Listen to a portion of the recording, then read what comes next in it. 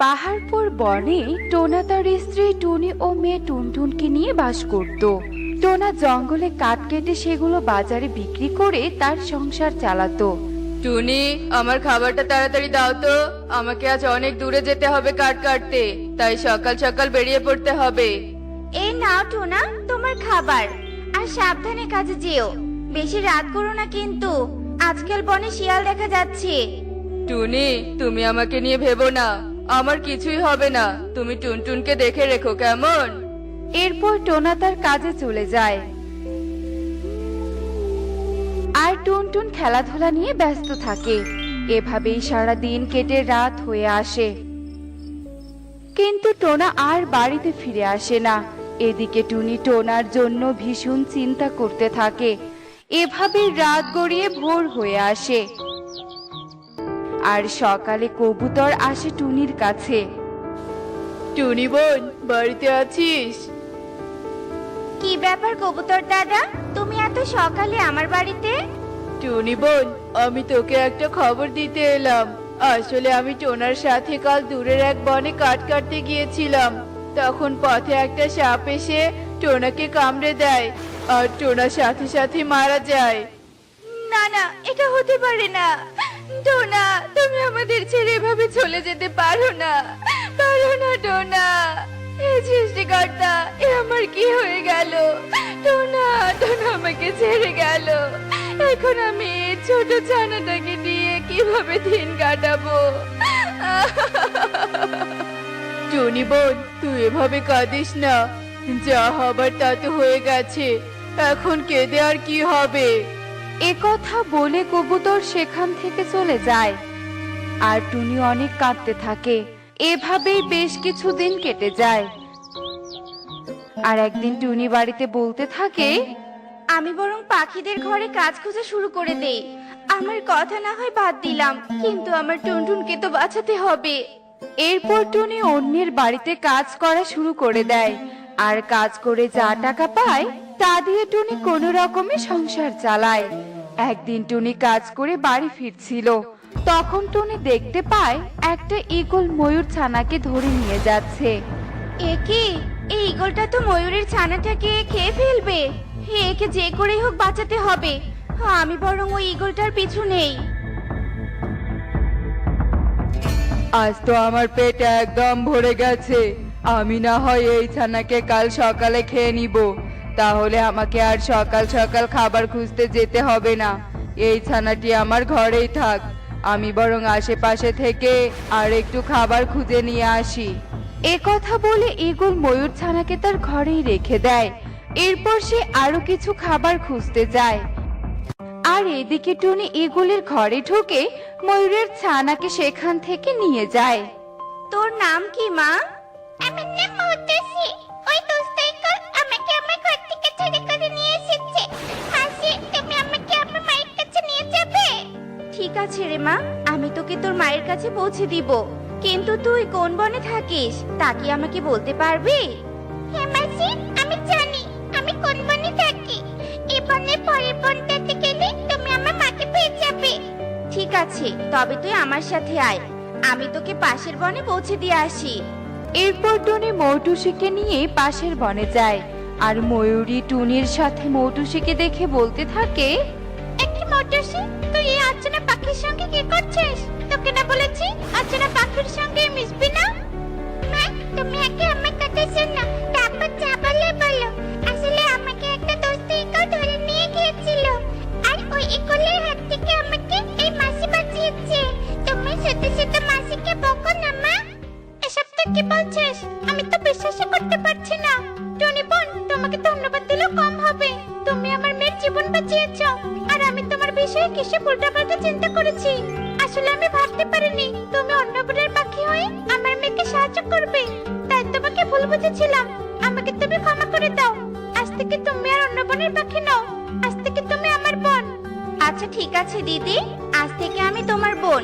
এখন থেকে আমি আমার দিদির কাছে মাঝে মাঝে দেখা করতে আসব।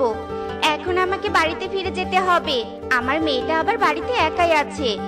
আচ্ছা ঠিক আছে বোন, তুমি তবে এবার বাড়িতে ফিরে যাও। এরপর টুনি বাড়ি ফিরে আসে, আর টুনটুন টুনিকে বলতে থাকে, মা তুমি কোথায় গিয়েছিলে? সেই কখন তোমার কাজ শেষ হয়েছে আর তুমি এখন বাড়িতে এলে?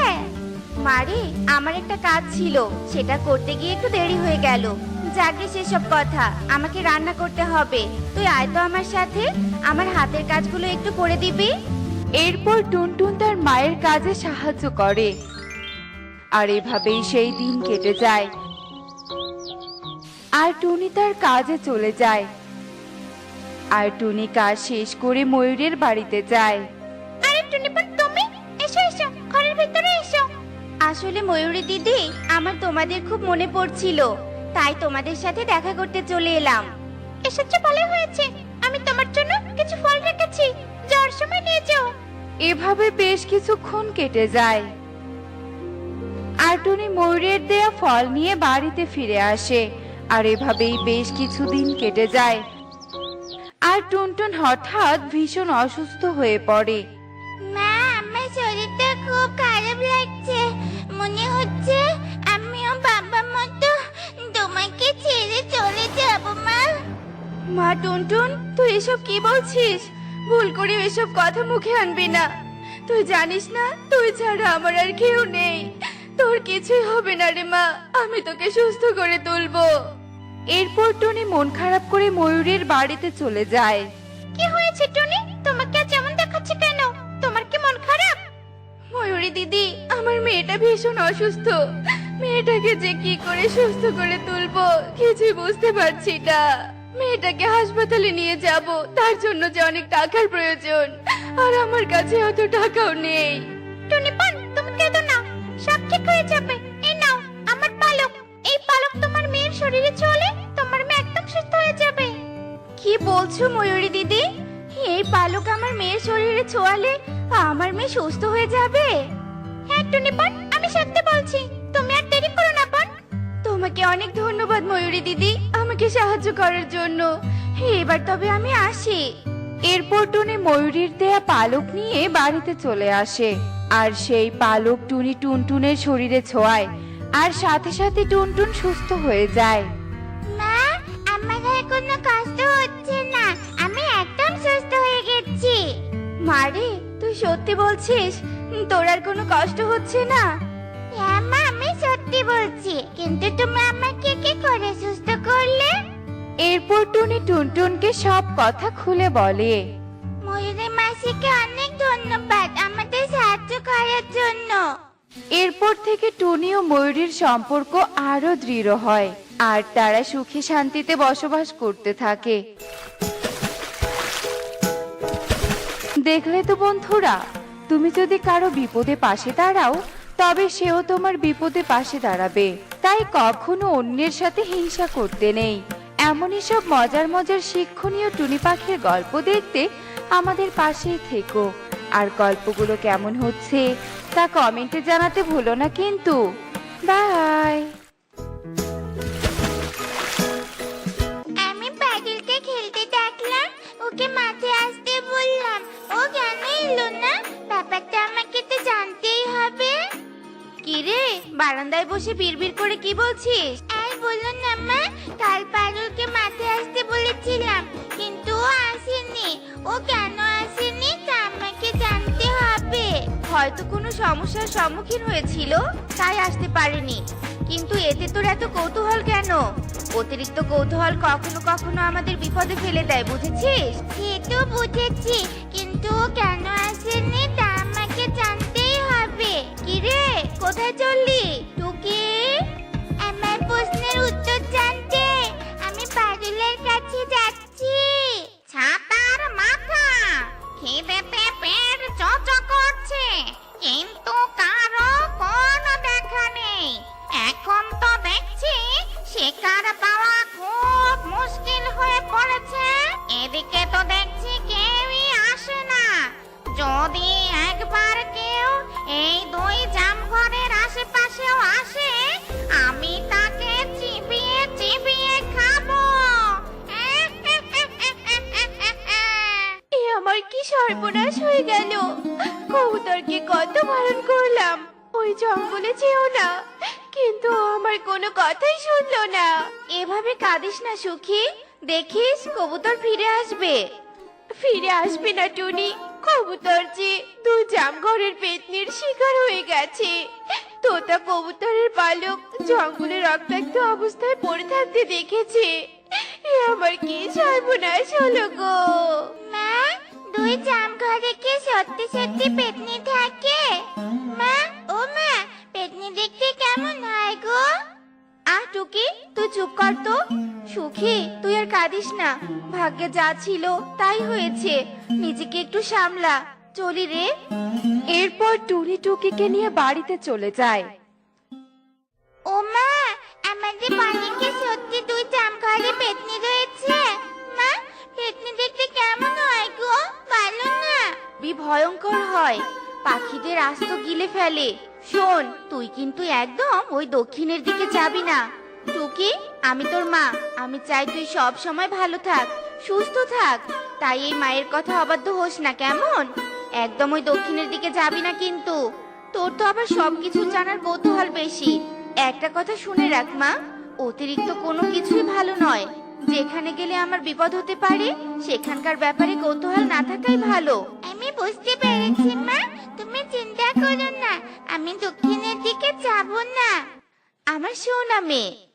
টুকি মাকে এ কথা বললেও তার মনে ছিল অন্য কল্পনা। মাকে কিছু জানানো যাবে না। আমি একবার হলেও ওই দুই জামঘরের কাছে যাব। দুই জামঘর আর পেতনিকে দূর থেকে দেখে চলে আসবো।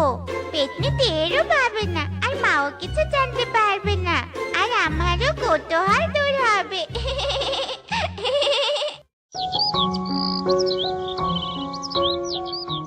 পরের দিন সকাল হতে টুকি স্কুলের নাম করে বেরিয়ে পড়ে, কিন্তু টুকি স্কুল না গিয়ে দক্ষিণের দিকে যায়। দুই বাবা, উঠতে উঠতে ডানা দুটো ব্যথা হয়ে গেল, কিন্তু তুই জামঘরে তো দেখাই পেলাম না। আরে দূরে ওটা কি দেখা যাচ্ছে? কি সুন্দর দুই জামঘর! কাছে যাব না বাবা, দূর থেকে দেখে চলে যাব। কিন্তু পেতনিটা কোথায়? পেতনিকে তো দেখতে পাচ্ছি না। ছি, কি জঘন্য ভয়ঙ্কর বিশ্রী দেখতে! এই পেতনিকে দেখে তো আমার খুব ভয় লাগছে। এখন তো মনে হচ্ছে এখানে নাইলে ভালো হতো। যাকে ওই পেতনি আমাকে দেখে ফেলার আগে আমাকে এখন এখান থেকে পালাতে হবে। পালাই বাবা, পালাই। পেতনি, তুমি তুমি তো এখনই জামঘরের সামনে ছিলে। এখানে কি করে এলে? আমি সব জায়গায় যেতে পারি। কি ভেবেছিস আমার এত কাছে এসে তুই পালিয়ে যাবি আর আমি তা বুঝতেও পারবো না? তা তো হবে না। আমি কি যেতে দাও? আমি কি মেরো না? আমার মা নিশ্চয়ই আমার জন্য অপেক্ষা করছে। আমি কি যেতে দাও? বোকা বাচ্চা, আমার কাছ থেকে কেউ ছাড়া পায় না, আর তুইও পাবি না। এদিকে তো তেমন আর শিকারী আসে না। আমি যদি এই মেয়েটার রূপ নিয়ে বনে যাই, তবে তো আমাকে কষ্ট করে আর শিকার ধরতে হবে না। পাখিদের রান্না করা সুস্বাদু খাবার খেতে পারবো। তবে আমি তাই করি। এরপর পেতনি টুকিকে জাম ঘরে বন্দি করে রাখে আর নিজে টুকির রূপ নিয়ে বনে যায়। এই রে, আমি তো এটাই জানি না এই ছানার বাড়িটা কোথায়, কোন দিকে যে যাই। আরে টুকি, ওই পথে কোন দিকে যাচ্ছিস? তোর বাড়ি তো এদিকে, চল তোকে বাড়িতে পৌঁছে দেই। ভালোই হলো, এই কাকটার সাথেই বরং যাই। এ কি টুকি, তোর এখন বাড়ি ফেরার সময় হলো? তুই তো এত দেরি করে বাড়ি ফিরিস না, কোথায় গিয়েছিলি রে? টুকি তো অন্য পথে যাচ্ছিল, পরে আমি দেখতে পেয়ে নিয়ে এলাম। ভালো করেছো কালু দাদা। টুকি, যা হাত মুখ ধুয়ে আয়, আমি রান্নাঘর থেকে সালাদ নিয়ে আসছি। টোনা তো এক্ষুনি চলে আসবে।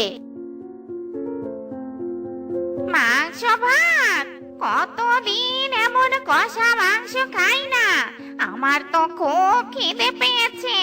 এই বলে পেতনি রূপী টুকি এক নিমিষেই প্রায় সব খাবার খেয়ে সাবার করে দেয়। এ কি, এত খাবার কি হলো? টুকি, তুই এত খাবার একা খেলি? হ্যাঁ মা, খিদে পেয়েছিল তাই খেয়ে নিয়েছি। মা, আমি খুব ক্লান্ত। যে মেয়ে আমার 2 পিস মাংস খেতে চায় না, সে আজ হাড়ির প্রায় সব ভাত মাংস খেয়ে ফেললো। টুনি, খুব খিদে পেয়েছে, খেতে দাও তো, আজ বড্ড পরিশ্রম হয়েছে।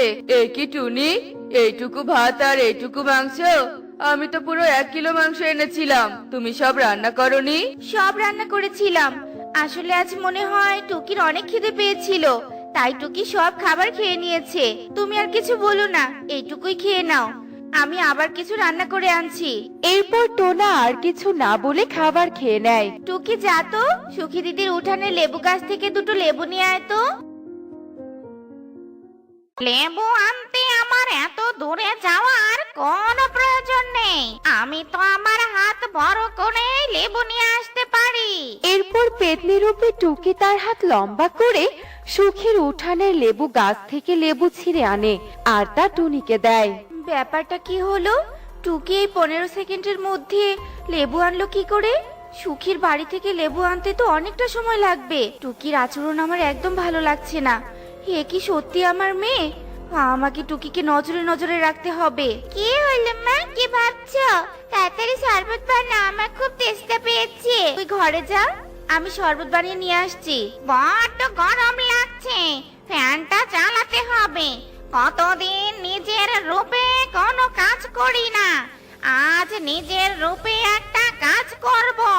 এই বলে পেতনি তার আসল রূপে ফিরে আসে আর এই সব ঘটনা টুনি জানালা দিয়ে দেখতে পায়। তবে আমি ঠিক সন্দেহ করেছিলাম, হে আমার মেয়ে নয়। আমাকে এক্ষুনি ভৈরবী মায়ের কাছে যেতে হবে। এ কে? তুমি কাকে নিয়ে এসেছো? আমি তোর জম। বল, টুকি কোথায়? কি বলছে কি? আমি তো টুকি। আমাকে মিথ্যে বলা? তবে রে। এরপর ভৈরবী মাতা টুকির ওপর মন্ত্রপুত জল ছেটাতেই পেতনি তার আসল রূপে ফিরে আসে আর ভৈরবী মাতার মন্ত্রপুত ঝাঁটা পেতনিকে মারতে শুরু করে। ওরে, তোর ঝাঁটাকে থামা রে, থামা। ওরে বাবা রে, ওরে মারে। তবে বল, টুকি কোথায়? বলছি, টুকি 2 জাম ঘরে আছে। এবার আমাকে ছেড়ে দে রে, ছেড়ে দে। তোকে তো আমি কিছুতেই ছাড়বো না। এদিকে টোনা আর টুনি 2 জাম ঘর থেকে টুকিকে উদ্ধার করে বাড়ি নিয়ে আসে। আমাকে তুমি ক্ষমা করে দাও মা, আমি আর তোমার কাছে আবদ্ধ হব না। আমি আমার ভুল বুঝতে পেরেছি মা। এরপর থেকে টুকি আর কখনো তার বাবা মার অবাধ্য হয়নি। দেখলে তো বন্ধুরা, মায়ের কথার অবাধ্য হলে কেমন বিপদে পড়তে হয়। বাবা মা আমাদের সব সময় ভালো চায়, তাই তাদের কথা মেনে চলা আমাদের দায়িত্ব। আর বিপদ হবে জেনেও কৌতূহল বশত সেখানে না যাওয়াই উত্তম।